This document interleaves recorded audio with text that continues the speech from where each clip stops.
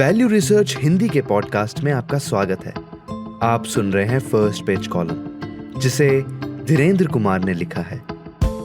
जल्दी असफल हो, सस्ते में सबक लो।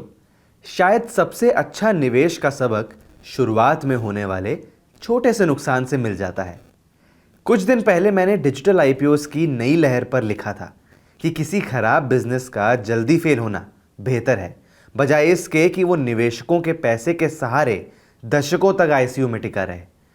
बाद में जब मैंने इस फेल फास्ट यानी कि जल्दी असफल हो वाले विचार पर और सोचा, तो एहसास हुआ कि इसका एक संस्करण व्यक्तिगत निवेशों पर भी उतना ही लागू होता है। निवेश सलाह की एक असहज सच्चाई ये है कि ज़्यादातर लोग इससे कुछ नहीं सीखते। वे अनुभव और अक्सर दर्दनाक अनुभव से सीखते हैं। मैंने वर्षों तक लिखा है कि डेरिवेटिव ट्रेडिंग घाटे का सौदा है, क्रिप्टो सट्टेबाजी पागलपन है और घाटे में चलने वाली कंपनियों के आईपीओ वेल्थ नष्ट करते हैं। इसका परिणाम लोग विनम्रता से सिर हिलाते हैं और फिर वही करते हैं जिसे मैंने मना किया था। इस अनुभव ने मुझे एक अलग नतीजे तक पहुंचाया है। शायद लोगों को निवेश की गलतियों से रोकने के बजाय हमें उन्हें प्रोत्साहित करना चाहिए कि वे ये गलतियां जीवन की शुरुआत में ही करें, इतनी छोटी रकम के साथ कि नुकसान सीमित रहे लेकिन सबक यादगार बन जाए। इसे आप निवेश की टीकाकरण थ्योरी कह सकते हैं। जरा सोचिए, अगर कोई 25 साल का युवक 50,000 रुपए की बचत में से आधा एफएनओ ट्रेडिंग में गंवा देता है और फिर जिंदगी भर दोबारा डेरिवेटिव्स को हाथ नहीं लगाता, तो क्या यह पैसा वसूल नहीं हुआ?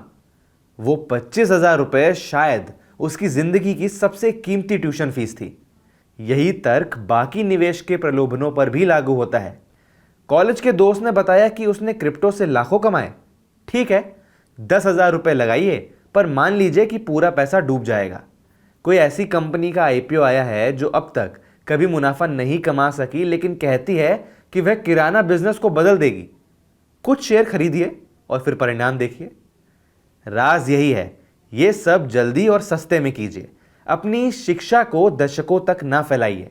इन प्रयोगों में कभी अपनी रिटायरमेंट सेविंग्स मत लगाइए।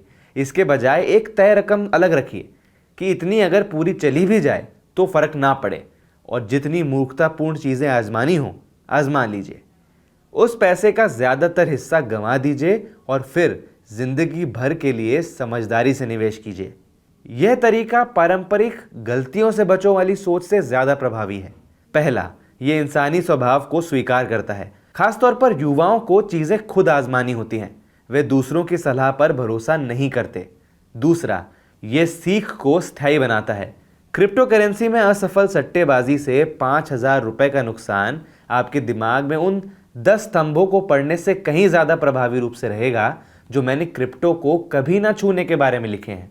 तीसरा, ये गलतियों को शुरुआती दौर में समेट देता है, जब दांव छोटे हैं और सुधारने का वक्त लंबा है। आज के दौर में यह दृष्टिकोण और भी प्रासंगिक है। बाजार में निवेश के विकल्पों की बाढ़ आ गई है, जो युवा निवेशकों को उनके पैसों से अलग करने के लिए ही बने हैं। ऑनलाइन ब्रोकर्स ने डेरिवेटिव्स ट्रेडिंग को बेहद आसान बना दिया है।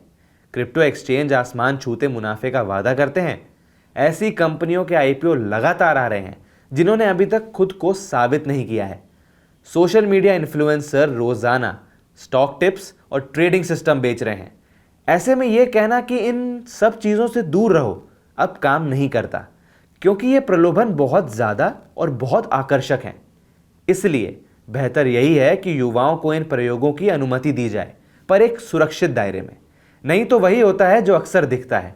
लोग अपने 40वें या 50वें दशक में इन फैशनेबल निवेश तरीकों की खोज करते हैं जब दांव बड़े होते हैं और गलती महंगी साबित होती है। आदर्श स्थिति यह होती है कि जब सब लोग दूसरों की गलतियों से सीख लें, लेकिन चूंकि यह ज़्यादातर लोगों के साथ नहीं होता, इसलिए अगला सबसे अच्छा विकल्प है जल्दी हारिए, सस्ते में हारिए। अपनी गलतियां शुरुआती दौर में कीजिए, कम पूंजी से कीजिए, सबक सीखिए और फिर अगले 30-40 साल समझदारी से निवेश कीजिए। आपका भविष्य आपके कम उम्र के फैसलों के लिए आपको शुक्रिया कहेगा। कुल मिलाकर आपने अपनी मूर्खता सस्ते में निपटा ली। आखिरकार कुछ सबक ऐसे होते हैं जो केवल मुश्किल रास्ते से सीखे जा सकते हैं। बस ये सुनिश्चित कीजिए कि उस शिक्षा की फीस चुकाने लायक हो।